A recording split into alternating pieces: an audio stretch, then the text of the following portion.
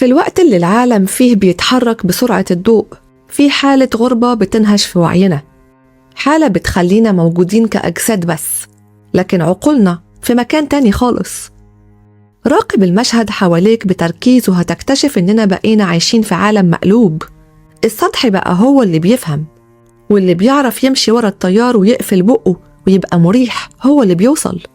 إحنا مش في رواية ديستوبية، إحنا في قلب واقع بيتم فيه تجميل التفاهة وتقديم القبح على إنه شطارة، كأنه في قوة خفية بتحاول تبرمجنا عشان نرضى بأي حاجة ونقبل نكون مجرد أرقام في زحمة ناس ملهية ببعضها. لو بصيت حواليك في أي مصلحة، شركة أو حتى في السوشيال ميديا، هتلاقي في نظام غريب بيتم فرضه. المنظومة اللي بنعيش فيها النهاردة ما بقتش محتاجة عباقرة ولا محتاجة ناس عندها رؤية تغير العالم. المنظومة دي محتاجة ناس بتسمع الكلام وبس وما بتسألش ليه. عايزين ناس بتسمح لنفسها تسأل سؤال واحد: إزاي أخلص المهام المطلوبة مني وأقبض مرتبي؟ إحنا بقينا بنكافئ المتوسط، الشخص اللي ملوش لون، ملوش موقف، اللي كلامه دبلوماسي لدرجة إنه ملوش لا طعم ولا ريحة. ده مش صدفة، دي عملية تسطيح مقصودة. لما المؤسسات تحارب الشخص اللي بيفكر بره الصندوق وتفتح الأبواب للي بيعرف ينافق ويقول حاضر يا فندم، فهي بتبني عالم من كرتون، عالم هش بس سهل يتشكل. الخطورة هنا إنه التفاهة ما بقتش مجرد تصرف، دي بقت هوية. بقينا بنتحرج من العمق، بنخاف نقول معلومة مفيدة عشان ما نبانش تقال أو مملين. استسلمنا لفكرة إنه النجاح هو إنك تتشاف مش إنك تسيب أثر. بقينا عايشين في دوامة بتسحبنا لتحت، والكل بيحاول يسبق عشان يثبت إنه أجمد حد وأكثر حد مواكب الترند. ده مش مجرد ضياع وقت، ده قتل معنوي لكل قيمة إنسانية طلع عين اللي قبلنا عشان يبنوها. إحنا كده بنفقد بوصلتنا لصالح وهم كبير، والأسوأ إننا بقينا بنعتبر الوهم ده هو الواقع الجديد. في عالمنا النهاردة الكلمة ما بقاش ليها هيبة ولا ليها معنى ثابت نقدر نصدقه. الكلمة بقت زي العجينة في إيد اللي معاه القوة والفلوس، يشكلها زي ما هو عايز. وهنا لازم نوقف لحظة ونسمي الحاجات بأساميها. القوة والفلوس اللي بنتكلم عنهم مش عند الغني اللي ساكن في فيلا جنبك أو في كامباوند مقفول. الشخص ده على الله حكايته زيه زيك، وممكن يصحى الصبح يلاقي نفسه خسر كل حاجة بقرار واحد. القوة الحقيقية والفلوس اللي بتمشي الكوكب موجودة عند النخبة، اللي هم 1% من سكان الأرض، واللي بيملكوا أكتر من نص موارد الكوكب. والناس دي هي اللي بتألف السيناريو وإحنا اللي بنجسد الأدوار. وعشان نكون صادقين مع نفسنا، الرؤساء والسياسيين اللي بنشوفهم النهاردة في المؤتمرات والقمم الدولية في أغلب الأحيان هم مجرد واجهات. هم الموظفين اللي النخبة أو 1% عينوهم عشان يمتصوا غضب الشعوب.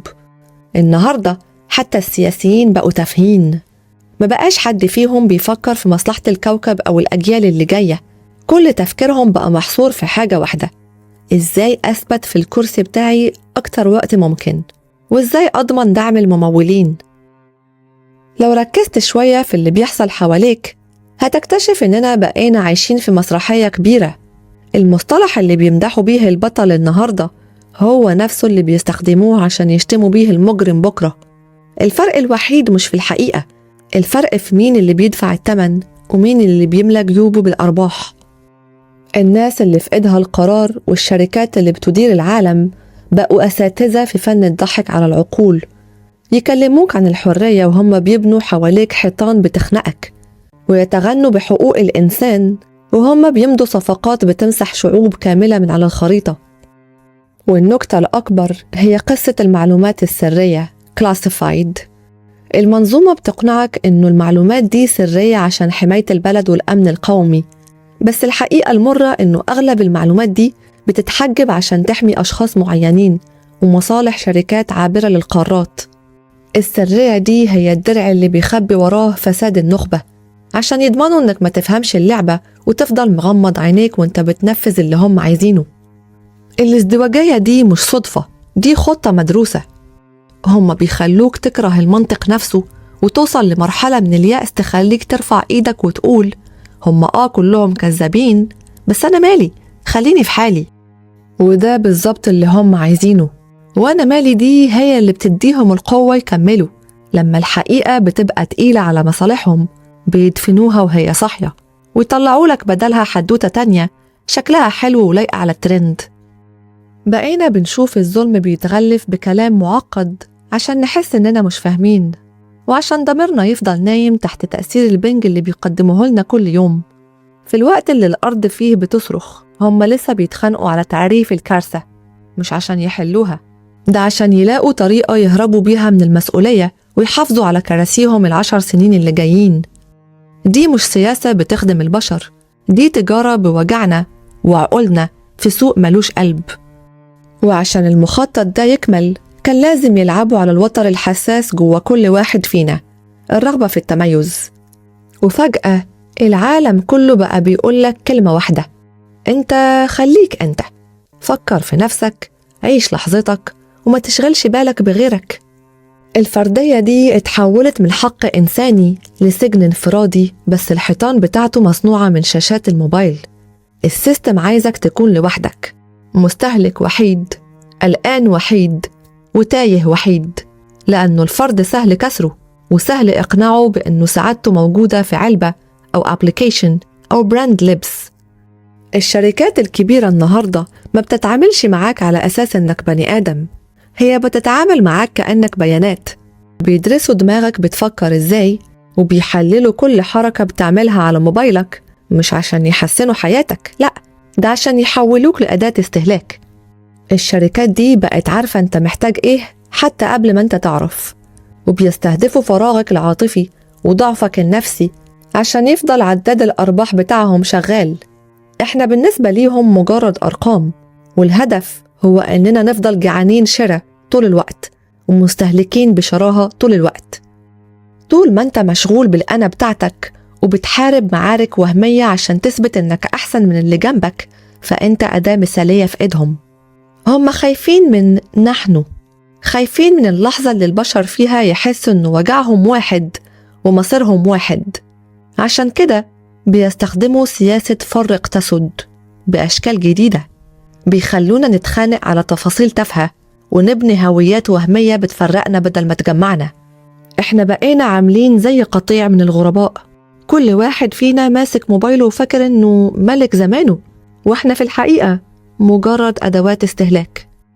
والهدف النهائي هو اننا نفضل ضعاف لدرجة اننا ما نقدرش نقول لأ جماعية في وش أي قرار بيمس مستقبلنا ومستقبل ولادنا.